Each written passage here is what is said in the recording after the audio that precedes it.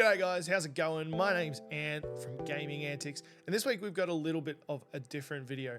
Last weekend I headed to the Gaming Expo in Melbourne as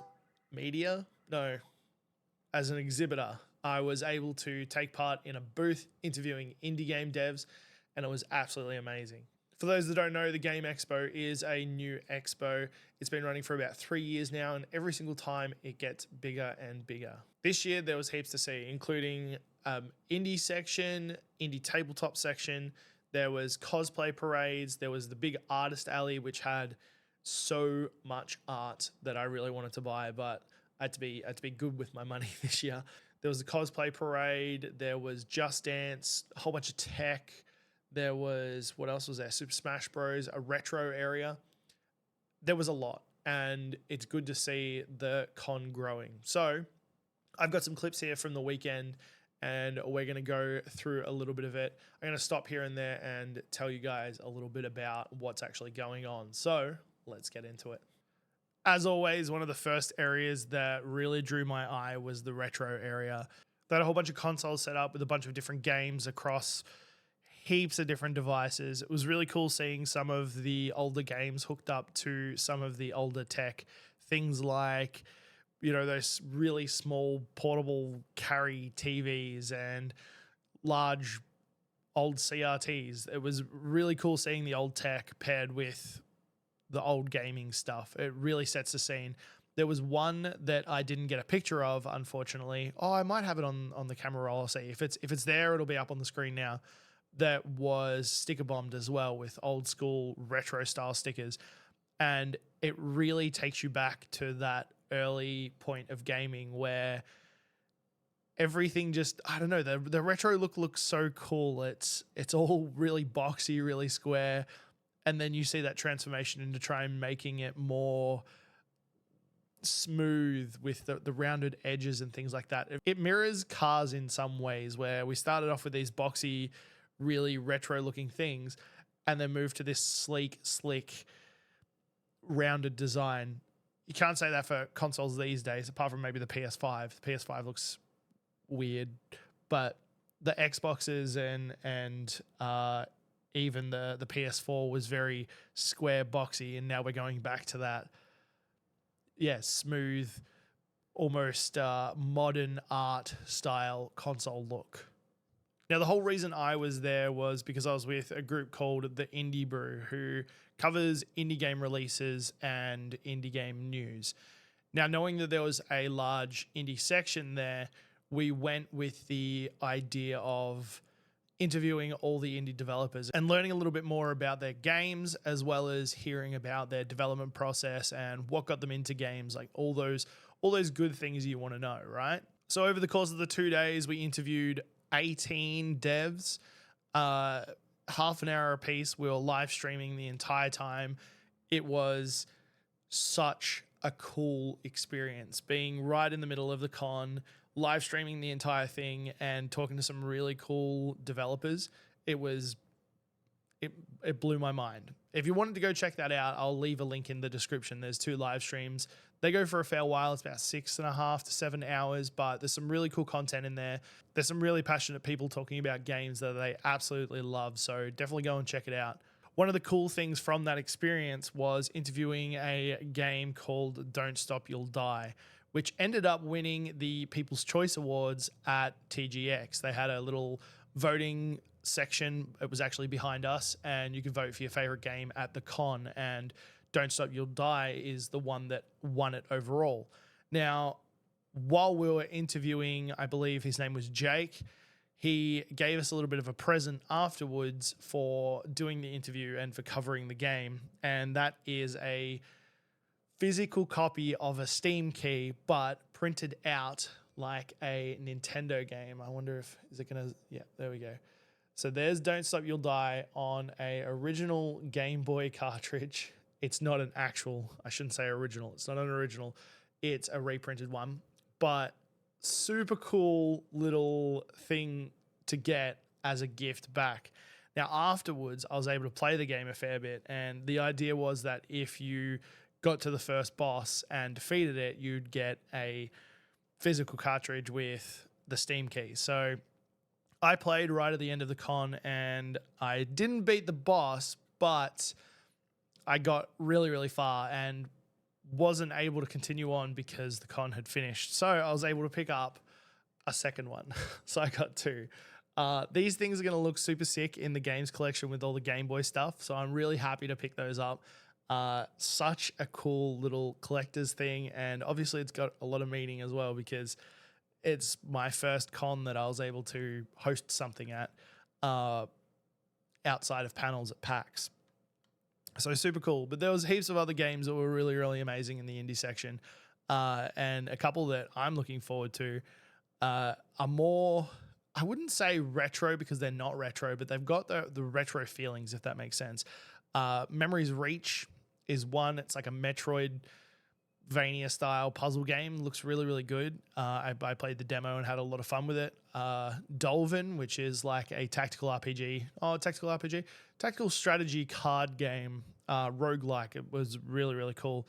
There was Aussie Bogan Hero, which is, I just want to play it because it looks fantastic. And the other one was Letters to Aurelia, or Aurala. I can't remember how to pronounce that exactly, but they're the ones that I'm really looking forward to coming out. And hopefully I get to cover them over on the Indie Brew as well. Speaking of, if you don't know, I also do game coverage for a whole bunch of indie games over at the Indie Brew. So like I said, the link will be down in the description. So if you wanted to check any of that out, feel free to go across. We do some pretty cool stuff over there and there's more coming in the future as well. Now, don't stress. It wouldn't be a Friday video without at least one game pickup. And there was a retro store at TGX called, I think it was called 86-Bit. They had a decent collection there, and there was a lot of stuff that if I had a lot more money, I would have picked up. They had some original Xboxes in the box. They had the alternate boxes of those. They had SNESes. They had NESes. They had Game Boy Advance SPs. They had a massive range of stuff. And looking through their Xbox titles, I did have majority of them that weren't the $50 to $100 games. And they were selling these for pretty cheap. It was like $4 or $5 a piece. The one that I ended up picking up was Viva Pinata Trouble in Paradise. So hopefully we can see that all right. Now, I've played the Viva Pinata game. I love it. It's a very fun animal management party game. This one I've never played, but it looks just as cute and it looks like a lot of fun as well. So we got The Worm Has Turned and There's Trouble in Paradise. Professor Pesta is up to his old tricks. So it's up to you to take control of the lovable pinatas and the not so lovable sours. With more to explore than ever before, including sand and snow environments, you can discover and catch exotic new pinatas for your garden. So Viva Pinata was one that came out, I believe, with the launch of the Xbox 360. It was a dual title with Forza Motorsports 2, which I do have the copy for down here. So if we can get the light out of the way, there it is there. So Viva Pinata, Forza 2, Motorsports. Now, I can't remember whether it was actually at launch, but I know I got it in a bundle with my Xbox. Now, like I said, I loved this game. I thought it was fantastic. I first played it when I was a teenager, had a lot of fun with it. It's garden management, animal management, lots of upgrade stuff, very magical, very fantastical, and you're constantly moving towards a goal. A lot of fun.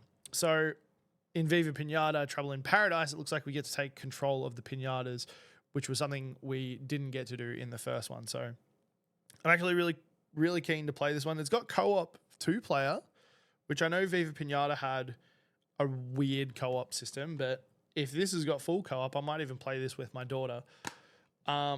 It's got all the bits and pieces. The one thing I will say, unfortunately, is it is an X rental, which kind of sucks, but it's clean. It's really, really clean.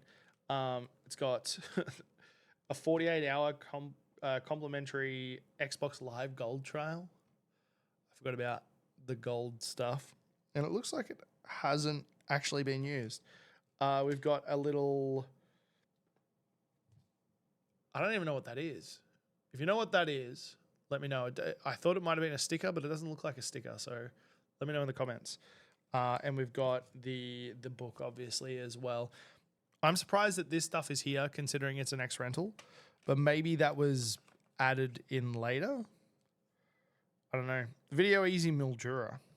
Wow, we're getting games from all over at the moment. But yeah, so very happy with that pickup. I know it's only one, but it's one more game to add to the collection. They did have some really cool, expensive games. And look, honestly, if I hadn't have been going down as part of something and spending my money on food, I probably would have bought more. But I did hook up with the guys at 86-bit, and they said that they have a warehouse in Berwick, maybe, or Burwood, or somewhere around there. I'll have to look it up again. So I'm hoping to actually go down there and have a look at their store or their warehouse and see if I can pick some things out and keep building up the collection. So all in all, the Games Expo was absolutely amazing. I had a lot of fun. I didn't get to see as much of it as I would have liked, as we were pretty much working the entire time, but what I did get to see of it was absolutely amazing. I'm really looking forward to seeing what they do with it next year and seeing how it progresses over the course of, say like the next 5 years. With DreamHack leaving Victoria or Australia, really, there was that opening for another convention to step in, and I'm pretty sure that the Games Expo is working its way to being that good step in for DreamHack. The one thing I would have liked to have seen a little bit more was some more tech-based stuff. There was AMD and who else was there? AMD and Hisense, I believe. But it would have been cooler to see some more gaming brands get to the con and showcase or show off some of their newer stuff or even some of their older stuff. So if you're in the Victoria area or just in Australia and you want to make the trip down, the Game Expo is certainly worth it. It's cheap compared to a lot of the other conventions, and you do get a wide variety of stuff. Make sure you do bring spending money because there is a lot of things to buy there, and you'll want to come home with at least 3 or 4 items. It's just inevitable. But that's it for this week. Next week, we'll be going back to the normal routine. I'll be picking up some games next week and adding them to the collection. So thank you so much for watching. I do appreciate it. If you do like the content, you do like the retro game collecting or the con stuff, we've got some other stuff coming up soon as well. Please do leave a like and subscribe and follow along with the game collecting journey. That's it for this week, and I'll catch you guys next week. And as always, enjoy your gaming.